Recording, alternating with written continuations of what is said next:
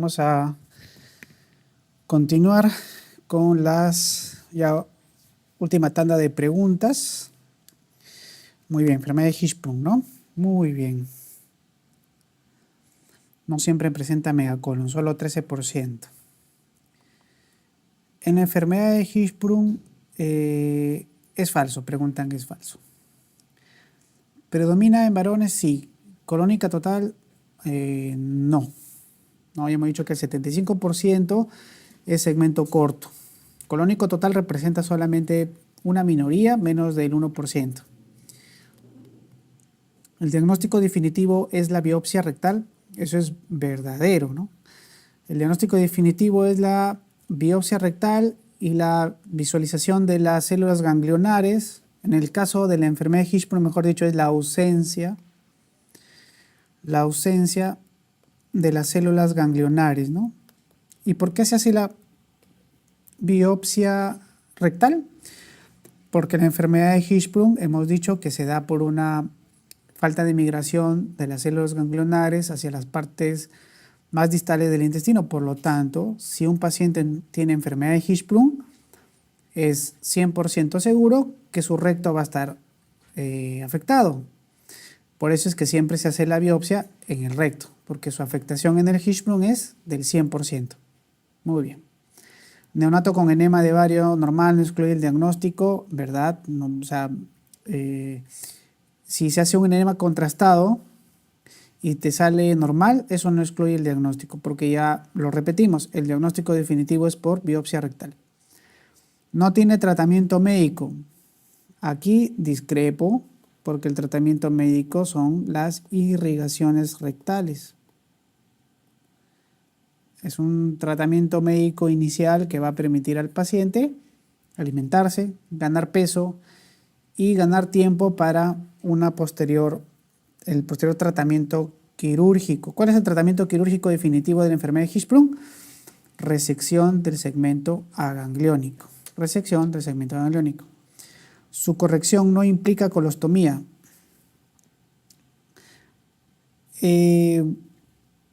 Sí, de alguna manera eso va a depender mucho del tipo de enfermedad de Hirschsprung. Por lo general, en la enfermedad de Hirschsprung, lo que se prefiere es la ileostomía. ¿Por qué? Porque de alguna manera se trata de preservar la mayor cantidad de colon. Por lo tanto, al hacer una colostomía se pierde tejido y es mejor preferible la ileostomía. Entonces, corrección implica colostomía, ¿verdad? Entonces, ¿cuál es lo falso? ¿Predomina en varones? Puede ser cierto, sí, pero no predomina lo colónico total, ¿no? Eso pone como falso a esa pregunta. Ahí, por favor, cambian la respuesta hacia la A. La enfermedad de Hirschsprung siempre compromete a, lo acabo de mencionar, recto, 100%, ¿no? El tratamiento de elección en la enfermedad de Hirschsprung es, ya lo mencioné también, el tratamiento definitivo es resección del colon agangliónico, del colon afectado, ¿no? Ese es el tratamiento final. En el megacolon congénito preguntan lo falso. ¿Se debe a un defecto en el desarrollo de los plexos Meissner y Auerbach? Cierto, pues las células ganglionares no se encuentran en estos plexos, no hay peristaltismo y por lo tanto a esto se debe el megacolon congénito. ¿Es 10 veces más frecuente en síndrome de Down? Sí. La ganglionosis de colon es una forma extrema, ¿verdad? ¿Requiere tratamiento quirúrgico? Sí. Dice, la biopsia por colonoscopía no suele ser diagnóstica. La biopsia por colonoscopía no suele ser diagnóstica, dice. Ese es falso. ¿Qué pasa con la biopsia por colonoscopía? Pero a ver, dice, la biopsia por colonoscopía no suele ser diagnóstica. Ya.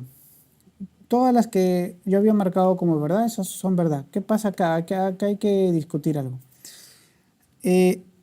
Para que una biopsia sea, digamos, fidedigna, fiel, sirva, tiene que, por lo menos, de las capas del intestino incluye, si entramos mucosa, submucosa, muscular, ¿no?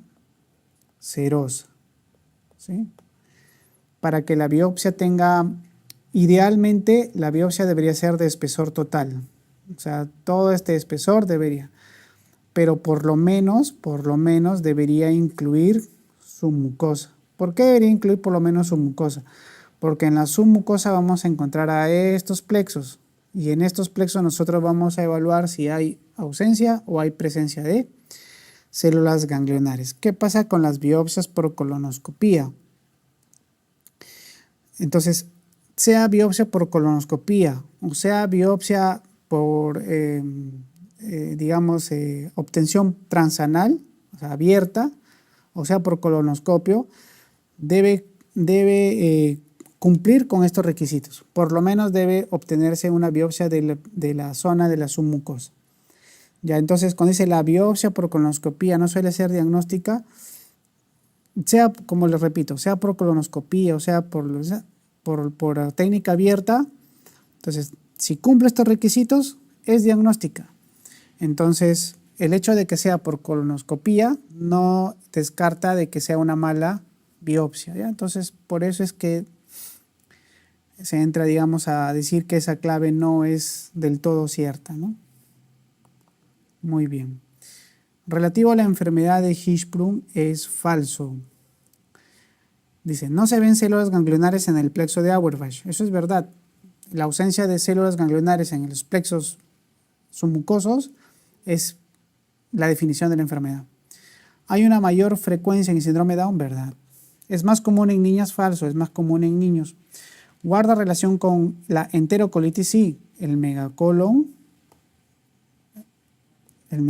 tóxico es una enterocolitis. ¿Afecta al intestino delgado? Puede afectar en menor del 1%, sí, pero viene a ser cierto. Se llama pan intestinal, ¿no? Pan intestinal. Menos del 1%, pero es más común en niños, no, eso es falso. Sobre la enfermedad de Hirschsprung son ciertas, excepto. El problema subyacente es la ausencia de células ganglionares en un amplio segmento de colon. No, hemos dicho que lo más frecuente en la enfermedad de Hirschsprung es el segmento corto. El segmento corto solo es hasta el sigmoides. Eso representa el 75% de los casos. Entonces, es en un amplio segmento del colon, no es falso. O sea, no es un amplio segmento. Dice, el estreñimiento es un síntoma típico, sí, y casi siempre se inicia en los primeros años de vida, sí, eso es verdad. En los niños de mayor edad afectados, la incontinencia fecal es poco habitual, sí, más que todo es estreñimiento. El examen rectal de los pacientes habitualmente revela ampolla rectal vacía, sí, y no solamente ampolla rectal vacua, sino también hipertónica. Es una ampolla rectal vacua y un esfínter hipertónico. Con frecuencia, el tratamiento preferido es la colostomía previa a la corrección quirúrgica. Sí, como ya hemos mencionado, puede ser colostomía o ileostomía en el mejor de los casos. Entonces, es falso que la afectación sea en segmentos amplios. Lo más frecuente es que sean segmentos cortos, sigmoides. Desde sigmoides, bueno, hacia recto, bueno. ¿Cuál es el hallazgo histológico en la biopsia realizada en caso de megacolon agangliónico? Respuesta falsa. Ausencia de células ganglionares en los plexos mientéricos y submucosos es la definición de la enfermedad. Entonces es verdad. Hipertrofia muscular del colon proximal, ya hemos mencionado que sí. El aganglionismo se localiza en la región recto-sigmoidea en el 70% de los casos, ¿verdad? Ya lo hemos dicho, el segmento corto. ¿Hay hiperplasia de los plexos o de los troncos nerviosos periféricos? Eso es verdad. Pero no hay una reducción en la actividad de la colinesterasa, más bien hay un aumento, porque al no haber al no haber las células ganglionares, el neurotransmisor, que es la acetilcolina, comienza a aumentar en concentraciones y la enzima colinesterasa también aumenta para metabolizar esa acetilcolina que está dando vueltas por ahí. Por lo tanto, cuando hacen los estudios de la inmunohistoquímica no encuentran una reducción en la colinesterasa, más bien encuentran un aumento en la actividad de la colinesterasa. ¿Okay? Por eso es falso. ¿Cuál de los siguientes no es causa de invaginación intestinal? Púrpura de Henoch-Schönlein, sí. Puede ser la cabeza de una invaginación. Divertículos también. Duplicaciones intestinales también. Tumoraciones también. Dentro no olvidar que para invaginación intestinal está la causa idiopática y las causas anatómicas, ¿no? Las causas anatómicas más que todo son solo 10%, el 90% son idiopáticas. Y entre las idiopáticas a la cabeza está, ¿quién? La hiperplasia de las placas de Peyer, ¿no? Y de las atómicas está, ¿cuál? El divertículo de Meckel, ¿no? Los divertículos, divertículo de Meckel. Muy bien.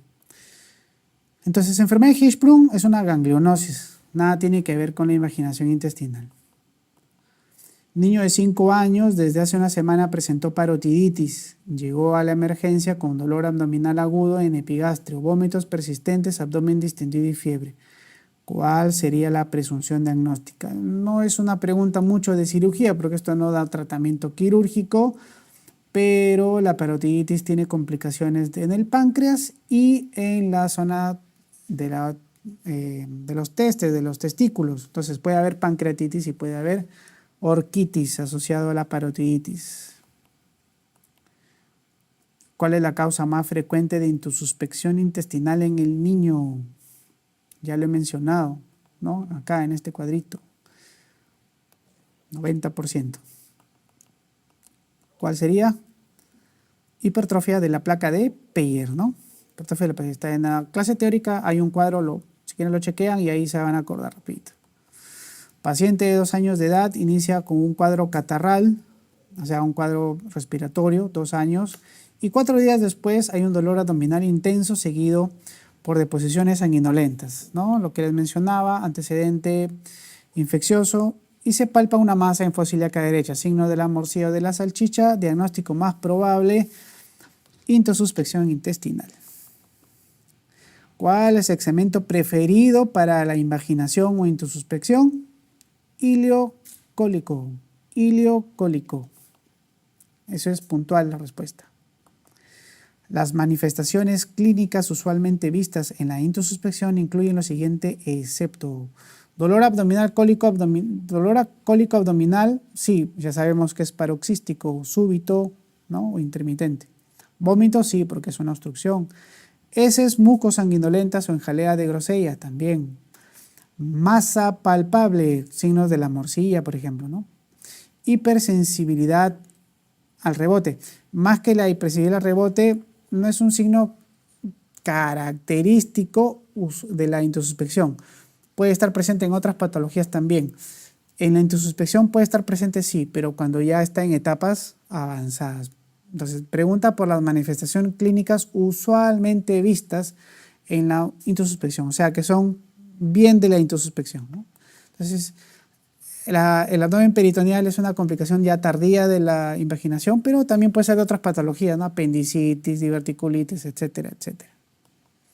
Factores que inducen a la intususpección en los lactantes. ¿Qué factores pueden inducir? Dentro de las causas idiopáticas, la hipertrofia de placas de Peyer, y dentro de las causas anatómicas, los pólipos y divertículos, ¿no? Todas, en realidad. Las siguientes son ciertas sobre la intususpección en los lactantes, excepto la incidencia máxima se presenta en lactantes de entre 8 a 12 meses de edad. Hemos dicho que eso es hasta cierto punto verdad, hemos dicho que entre 6 y 2 años, ¿no? Está en el rango. Es típico que los pacientes afectados sean vigorosos, bien nutridos y de sexo masculino, sí. Hay predominancia en el varón y por lo general son bebés sanos. La presencia de masa tubular en el cuadrante inferior derecho es el signo físico de mayor frecuencia, el signo de la morcilla. Es posible reducir, acá lo dejamos en standby. ¿Es posible reducir aplicando presión hidrostática retrógrada mediante enema de bario? Sí, se puede reducir. La administración intravenosa de glucagón casi siempre eleva el número de éxitos en la reducción no operatoria. Cuando dicen reducción no operatoria, se están refiriendo al enema, donde pueden poner un enema y con presión hidrostática desinvaginar ese segmento. Cuando administras glucagón intravenoso, aumenta tu tasa de éxito. Eso es verdadero. ¿Ya? La masa tubular en el cuadrante inferior derecho es un signo característico, se llama signo de la morcilla, sí, pero no es el hallazgo físico de mayor frecuencia. ¿En cuál de los siguientes casos se presenta vólvulo? ¿El vólvulo se puede deber a un divertículo de Meckel? Sí. ¿Atresia intestinal? No. ¿Perforación intestinal? ¿Ileomeconial? Ya. A ver, ¿cuál de los siguientes casos se presenta vólvulo?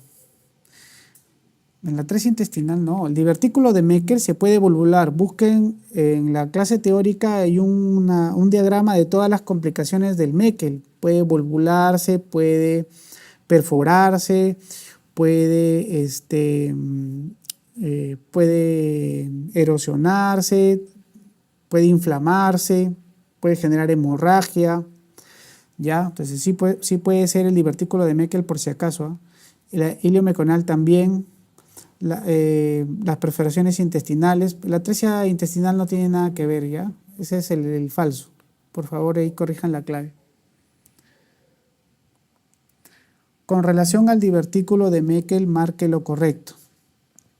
El divertículo de Meckel es un divertículo verdadero que cumple la regla de los dos. Tiene 2 centímetros de ancho, de diámetro. Tiene 2 pulgadas de longitud, que viene a ser pues casi 5 centímetros. Se encuentra a 2 pies de la válvula ileocecal, o sea, más o menos 60 centímetros. Alguna bibliografía menciona 90. ¿Okay? ¿Qué más? Se encuentra en el 2% de la población. Es 2:1 varón a mujer. ¿Qué más? Hay 2 tipos de mucosa heterotrópica en su conformación, la gástrica y la pancreática, 65%, 35%. ¿Ok? Muy bien, con esa información, a ver, dice, por lo general se origina a 90 centímetros de volumen secar, sí, ¿verdad? El divertículo de Meckel se debe a la obliteración del conducto vitelino. La frecuencia del conducto de Meckel está en 15%, no. Obliteración del conducto vitelino, tampoco ese es del conducto onfalo-mesentérico. Se encuentra a 100 centímetros de la región mesentérica, no. Si nosotros tenemos el intestino, el divertículo de Meckel siempre está al lado antimesentérico. Este mesenterio, ¿no? Siempre está al lado antimesentérico, pero no es una distancia, o sea, es simplemente el otro borde del intestino. Entonces ese es falso. Se encuentra a 100 centímetros del colon transversal, falso.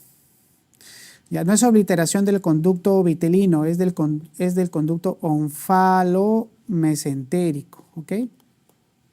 Por lo tanto, la correcta es que se encuentra a 90 centímetros de la válvula ileocecal. Niño de 2 años llega luego de tener varias deposiciones con mucha sangre, sin dolor. La manifestación más frecuente del divertículo de Meckel es la rectorragia indolora. Y el otro 2 es que los síntomas por lo general comienzan a partir de los 2 años de edad. Ese es el otro 2 que hay que poner a la regla de los 2 años acá. ¿Ya? Muy bien. No hay vómito, no hay fiebre, o sea, no hay causa aparente, pero le viene la rectorragia y sin dolor. Historia familiar, positiva para carcinoma, ese es un distractor. Al ingreso su hematocritos 26, o sea, se ha anemizado, ¿no? Diagnóstico más probable, divertículo de Meckel. Con más frecuencia, la inflamación del divertículo de Meckel se confunde con, ya lo he mencionado, es un diagnóstico diferencial. Si el divertículo de Meckel está en el ilion distal, cerca de la válvula ileocecal, nos puede hacer confundir con apendicitis. Sobre el divertículo de Meckel son ciertas excepto. ¿Puede producir obstrucción mecánica en niños y adolescentes? Sí, la invaginación, ¿no? ¿Es la anomalía congénita más frecuente del tubo digestivo? Sí, 2% de la población mundial. En adultos jóvenes puede parecer una apendicitis aguda, sí. ¿Suele aparecer en el yeyuno? Falso, bueno, es en el ilio, ¿no? Para el diagnóstico es valioso el estudio con gammagrafía de tecnecio, sí. La gammagrafía con tecnecio sirve para marcar eritrocitos que luego se van a ir siguiendo en el estudio de la gammagrafía, que van a pintar el estómago y luego se va a pintar abajo en la mucosa heterotrópica del divertículo y de esa manera puedes hacer el diagnóstico. O sea, sirve la gammagrafía con tecnecio, pero no es una patología del yeyuno, ¿no? El divertículo usualmente hallado en el intestino delgado, divertículo de Meckel, ¿no? 2% de la población mundial. Las complicaciones del divertículo de Meckel incluyen tos, excepto se puede inflamar, puede sangrar, que es la manifestación más frecuente, se puede volvular, que ya le he mencionado, y puede ser la cabeza de una intususpección o imaginación. Estenosis no va a generar, o sea, no es una complicación del divertículo de Meckel estenosis. Varón de 14 años de edad, presenta hemorragia digestiva baja importante y precisó transfusiones. Le hacen endoscopía alta, o sea, llegan hasta estómago y duodeno probablemente a lo mucho, y no hay nada. Causa de la hemorragia, si es 2% de la población mundial, rectorragia, ¿no? Hemorragia digestiva baja importante que le requirió transfusión, o sea, lo han anemizado bastante, divertículo de Meckel. Se asocia con más frecuencia el divertículo de Meckel. La manifestación más frecuente es la hemorragia digestiva en forma de melenas o rectorragia, ¿no? Esa es la manifestación. Y no se olviden que es indolora. ¿Cuál es el manejo de elección en los niños con quiste de colédoco? Quiste de colédoco, el tratamiento definitivo es resección quirúrgica del quiste. Hay que retirar el quiste. Muy bien. Sobre el quiste de tirogloso. Quiste de tirogloso, ¿ya? ¿Es un quiste que se ubica en la línea media del cuello? Sí, eso es verdad. Como su mismo nombre lo dice, tiro del cartílago tiroides, gloso, base de la lengua. Existía un remanente que es un conducto que se debe obliterar. No se oblitera y se queda atrapado un quiste mucinoso en su mayoría, ¿ya? Tiene como características que está en la zona de línea media, entonces con la deglución se mueve, ¿ya? Y tiene como característica que se infecta con frecuencia. ¿Se origina en la segunda hendidura branquial? No. ¿Se conoce como el higroma quístico del cuello? No. ¿Es pulsátil y bien vascularizado? No. ¿Son bilaterales? No. Es único y central. Pero su característica que está entre las claves es que se localiza en la línea media del cuello. Muy bien. Característica principal del quiste de tirogloso. Su origen en el agujero ciego de la lengua no es característica principal. Episodios repetidos de infección, eso es muy característico del conducto de tirogloso. Infecciones recurrentes.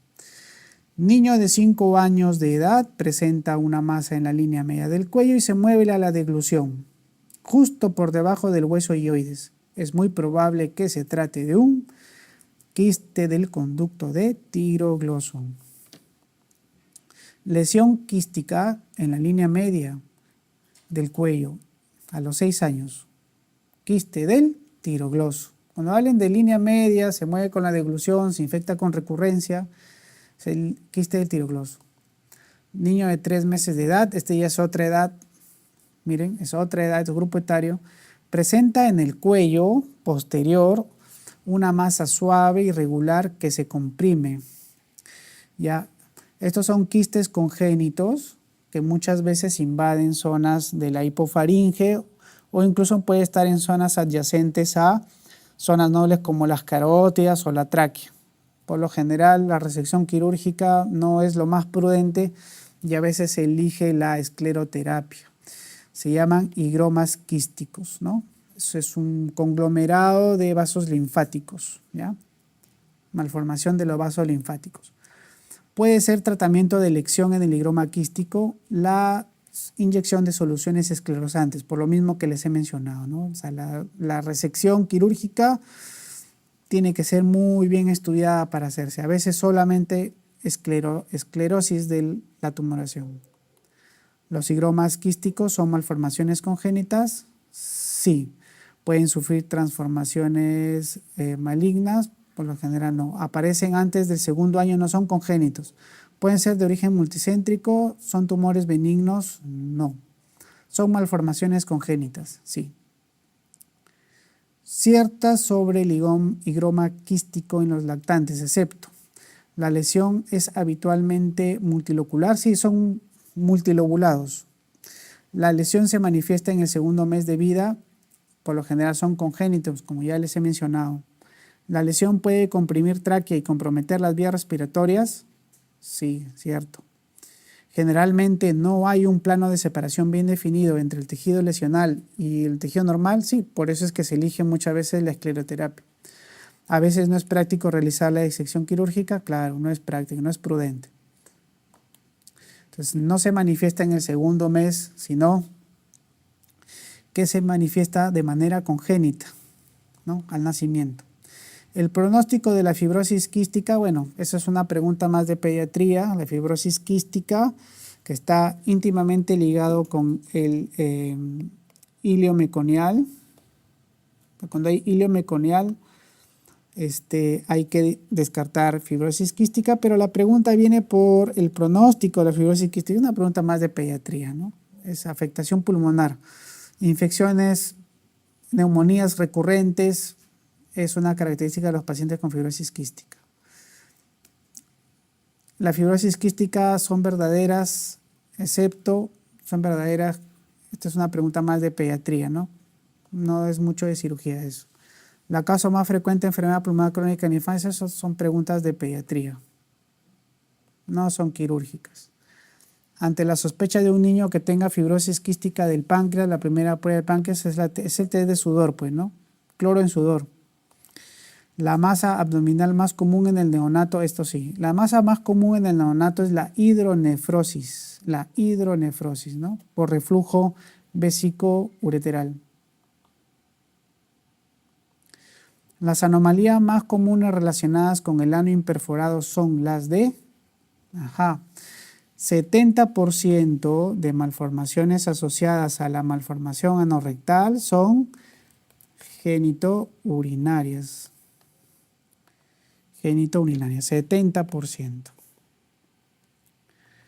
Niño recién nacido con diagnóstico de malformación anorrectal, yo voy a decir el nombre correcto, está en riesgo de tener, si es malformación anorrectal,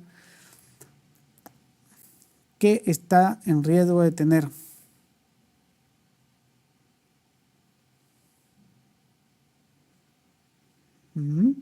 ¿Recuerden el Bactral? ¿No? La A es de ano, ¿ya? De las que están en las claves, ¿cuál sería la que correspondería a ese espectro?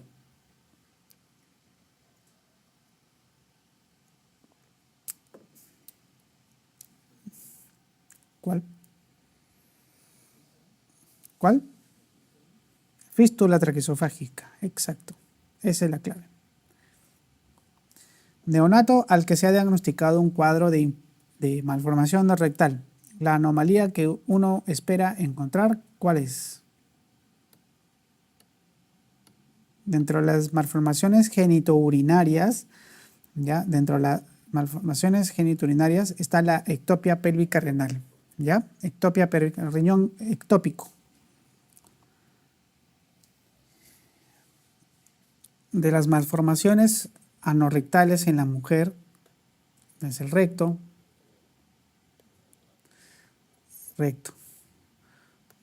Mujer, varón. La malformación rectal más frecuente en la mujer es que el recto, ¿no? Atresia, digamos, malformación anorrectal, ¿no? Más una fístula que va a comunicar hacia la vagina, específicamente al vestíbulo, ¿ya? Esa es la malformación anorrectal más frecuente en la mujer. Malformación anorrectal más una fístula al vestíbulo vaginal, vestibular. Bien. Y en el varón la más frecuente es malformación anorrectal más una fístula que va a comunicar, si esta es la vejiga y esta es la uretra, la fístula va a comunicar a la porción vulvar de la uretra. Por lo tanto, el nombre de la malformación del varón más frecuente es malformación anorrectal más fístula uretral vulvar, ¿no? No se olviden. Mujer, malformación anorrectal más fístula al vestíbulo vaginal, y varón, malformación anorrectal más fístula a la uretra vulvar. Bien, con eso la clave es la A, rectovaginal o vestibular. Más adelante vamos a ver la del varón. Entre los síntomas clínicos y presentes de rotación anómala menos probables incluyen, o sea, dice dentro de los síntomas clínicos más probable de la malrotación,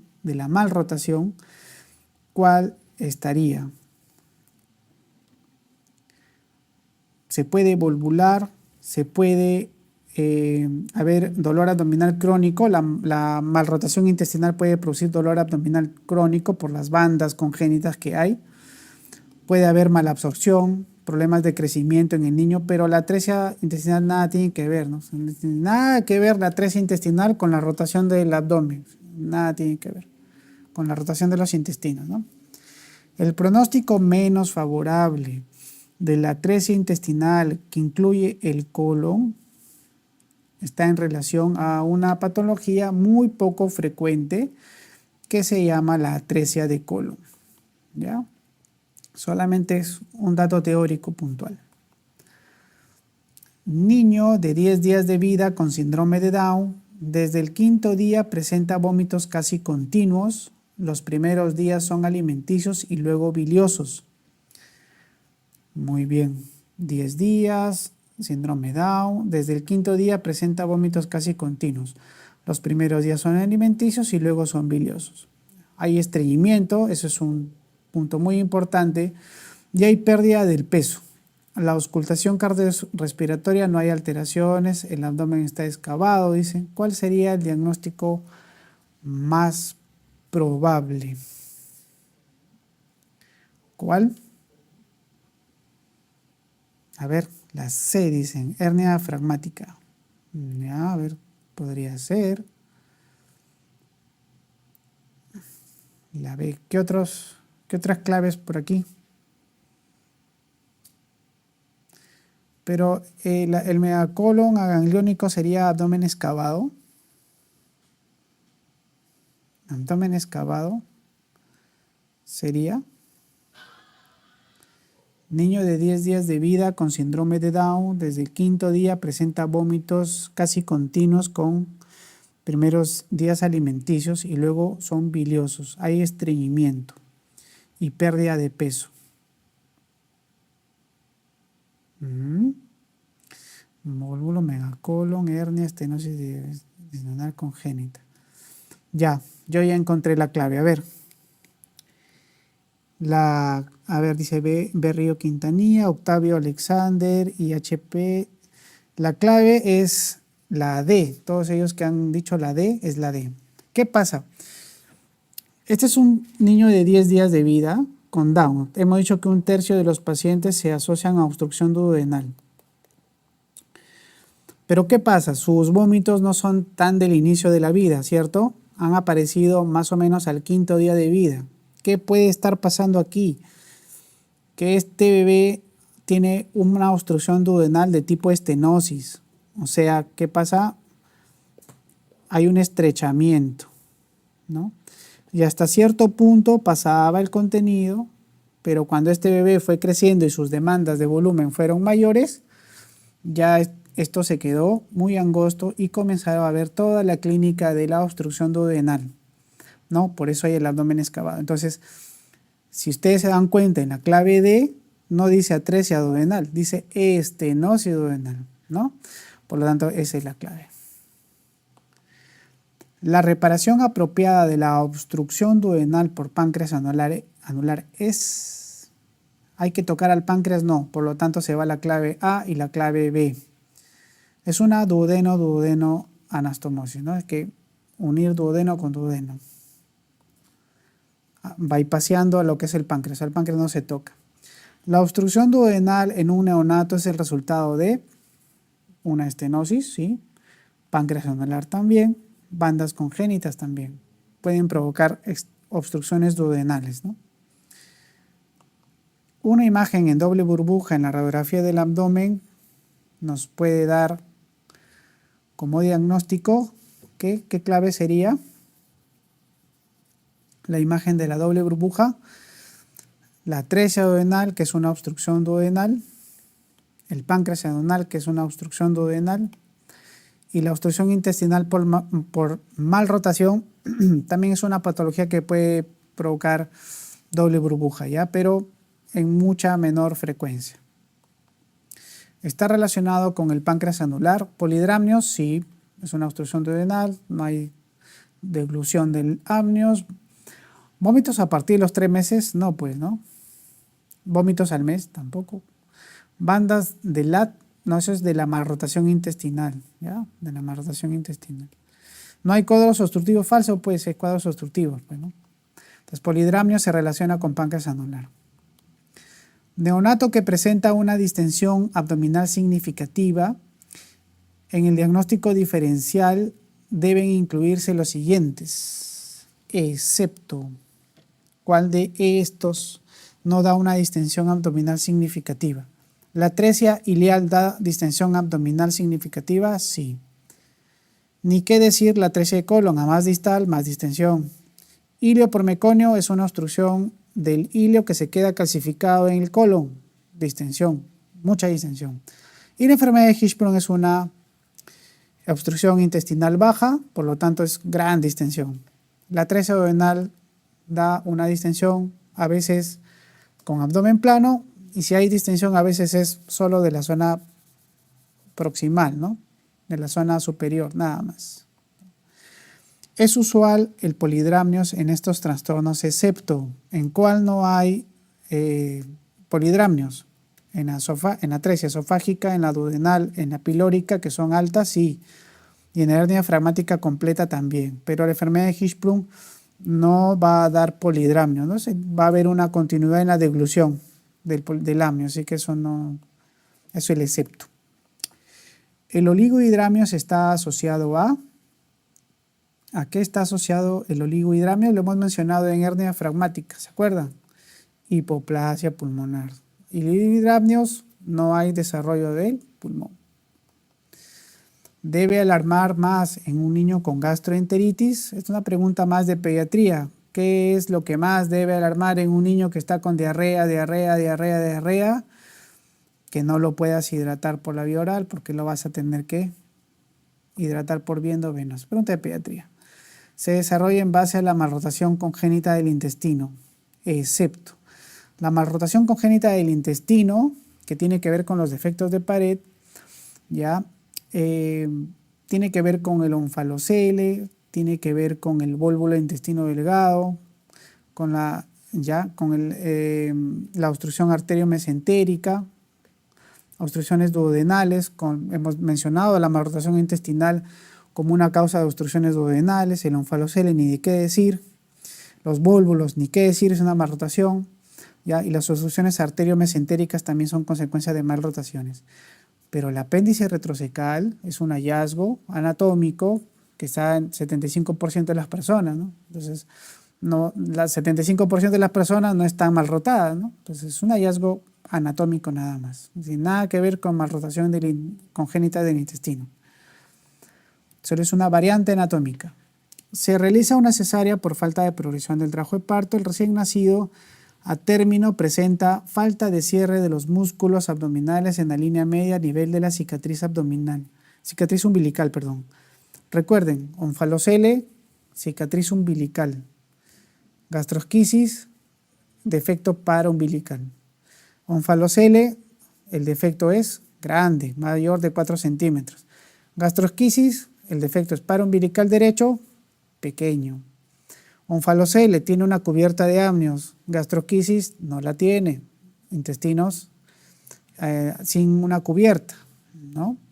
Onfalocele, madre añosa, gastrosquisis, madre joven. Muy bien, ¿qué más? El defecto de pared abdominal se halla en la línea media y las vísceras están cubiertas por un saco compuesto por membranas amnióticas. El diagnóstico es onfalocele, ¿no? Onfalocele.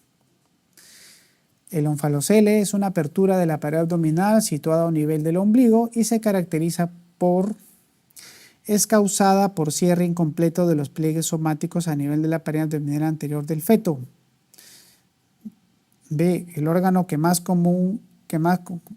con mayor frecuencia hace protrusión es el hígado. A menos que esté roto el saco, cubre el contenido visceral y no hay signos de peritonitis química. Esta es la característica más importante del onfalocele, que la diferencia de la gastrosquisis. Tiene un saco de amnios que cubre las asas, no hay signos de peritonitis química en los intestinos, ¿no? Es la característica más importante. La complicación más seria en el tratamiento no operatorio del onfalocele es ¿de qué se mueren los onfalocele más frecuentemente? De sepsis. Sepsis. La localización más frecuente de los pólipos en el intestino del niño es los pólipos rectales, pólipos benignos, ¿ya? Pólipos benignos, rectales. Causa más frecuente de sangrado rectal en el niño, fisura anal. Fisura anal. Estamos sangrado rectal, sangrado rutilante relacionado a la defecación, fisura anal, con dolor, ¿ya? El estreñimiento en las primeras semanas sugiere que un paciente tenga estreñimiento. Puede ser un paciente hipotiroideo, puede ser un paciente con megacolon agangliónico, o sea, Hirschsprung, estenosis anal, hilio meconial también. Entonces, todas las anteriores, ¿no? Todas se relacionan con estreñimiento en las primeras semanas. La causa más común de hematemesis es una pregunta más de pediatría, úlcera duodenal, pediatría. Bien, método de más valor para el diagnóstico de reflujo gastroesofágico en el lactante, ¿no? Recordar solamente la diferencia entre esto y esto, ¿no? Y le hemos mencionado ya. El reflujo gastroesofágico es ese reflujo fisiológico hasta los 2 años de regurgitación de contenido lácteo, leche cortada. No afecta la calidad de vida del paciente, no genera morbilidad. La enfermedad por reflujo gastroesofágico, a diferencia, sí, ¿no? Impacta en la calidad de vida del paciente, genera morbilidad, complicaciones pulmonares, digestivas, hay esofagitis, hay neumonías a repetición, reflujo, mal crecimiento, mal ganancia ponderal, o sea, ¿ya? Por eso se llama enfermedad de reflujo gastroesofágico. Esto tiene tratamiento tratamiento quirúrgico con algo que hemos descrito en la clase teórica que se llama fundoaplicatura, ¿no?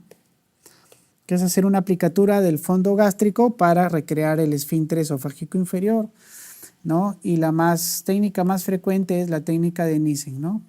Que es de 360 grados, o sea, se utiliza al fondo gástrico para recrear una chalinita así, una aplicatura, ¿no? Y acá viene el estómago. Y de esa manera se evita el reflujo, ¿no? En estos pacientes. Bien, la pHimetría es el método de más valor para el reflujo gastroesofágico. pHimetría. El hilio meconal es producido por, ya he mencionado que la fibrosis quística está íntimamente ligado con el hilio meconial. En un paciente con hilio meconial, la placa simple del abdomen puede mostrar la calcificación del meconio. La fibrosis quística, como ustedes recordarán, es la falta de secreciones, ¿no? No hay producción de las secreciones, de los mocos a nivel general del cuerpo. Eso hace que el meconio se estanque y se llegue incluso hasta calcificar en el intestino, y eso es observable en una radiografía. Calcificación del meconio. El hilo meconial es debido a una falta de las enzimas. Si estamos hablando que el hilo meconial está íntimamente ligado con la fibrosis quística, entonces la fibrosis quística es un problema de los acinos pancreáticos, ¿no? Acinos pancreáticos. Las complicaciones del hilo meconial incluyen, se puede volvular, que se pueda perforar sobre todo, y si se perfora va a haber peritonitis meconial, ¿no? Brutal. Entonces A, B y C. El defecto en las gastrosquisis, ya les he mencionado, es paraumbilical derecho, paraumbilical derecho, a la derecha del ombligo. Muy bien. Sobre lactantes con gastrosquisis son ciertas. ¿Es un trastorno que se relaciona con la malrotación? Sí. ¿Hay una alta frecuencia de anomalías concomitantes? No. Esto es más frecuente, esto es más característico del onfalocele. 3. Después de la reparación, ¿hay hilio adinámico? Sí. O sea, tú, debido a la peritonitis química a la que están expuestas las asas del intestino, tú las regresas a la cavidad, cierras el defecto en los días siguientes, en las semanas siguientes, y ese intestino no esperes que vaya a funcionar de una manera óptima en varias semanas. Entonces va a haber un hilio adinámico. ¿Se asocia a la atresia intestinal con frecuencia? En la gastrosquisis sí. Ya, de lo poco que se le puede asociar a la gastrosquisis son precisamente las atresias intestinales. Está relacionado con síndromes cromosómicos falsos, eso es de la onfalocele, ¿ya? O sea, la 2 y la 5 son de la onfalocele. Clave 1, 3 y 4. El neonato con gastrosquisis presenta mayor peligro de, ya le acabo de mencionar, atresia intestinal. El escape intermitente de cantidades variables de orina por el ombligo es causado por... Hay un conducto que comunica la vejiga con el ombligo, es un remanente que se llama conducto del uraco. Cuando ese conducto permanece permeable, muchas veces se puede obtener orina por el ombligo, ¿ya? Y con un examen de pH se puede determinar que es orina por el pH ácido. Uraco permeable. Si, a diferencia de que no es pH ácido, sino es un pH alcalino, ya no pensaríamos en un uraco permeable, sino en una persistencia del conducto onfalo-mesentérico, ¿ok? Si sale alcalino. Muy bien. En un neonato de 24 días de vida se le desprendió el cordón umbilical a los 8 días, no ha cicatrizado el ombligo. Hay granulación sin epitilizar y se secreta líquido ácido. ¿Ya? El diagnóstico más probable es, si es pH ácido, es orina, y si es orina es uraco permeable, ¿no? ¿Dónde está? Ahí está, clave B. Neonato de mismo caso, solo que no sale contenido ácido, sino contenido alcalino. Si sale contenido alcalino, entonces es persistencia del conducto onfalo-mesentérico, o sea, en otras palabras, líquido intestinal, alcalino. ¿Okay? Niño de 7 años con retraso mental y parálisis cerebral. Llega para reparación de una hernia inguinal indirecta izquierda. La palpación clínica revela una gran masa abdominal retroperitoneal izquierda, un incidentaloma. La presentación más común de un paciente con tumor de Winnes es la masa al costado unilateral, no pasa la línea media, masa en el costado unilateral. Incidentaloma. Neonato presenta macroglosia, piel seca, marmorata, llanto. Esto es pregunta de pediatría, ¿no? Hipertiroidismo congénito. Malformación más, ahí está, más frecuente del varón. Malformación anorrectal más frecuente del varón, ya lo hemos mencionado. ¿Cuál es? A ver, me ayudan en el chat para ya finalizar. ¿Cuál es la malformación anorrectal más frecuente del varón? ¿Dónde está la clave? La C, todos se inclinan por la C. Fístula recto uretral vulvar. Perfecto, muy bien. Hemos terminado con eso, la revisión de las preguntas. Espero que les haya servido. Hasta otra oportunidad.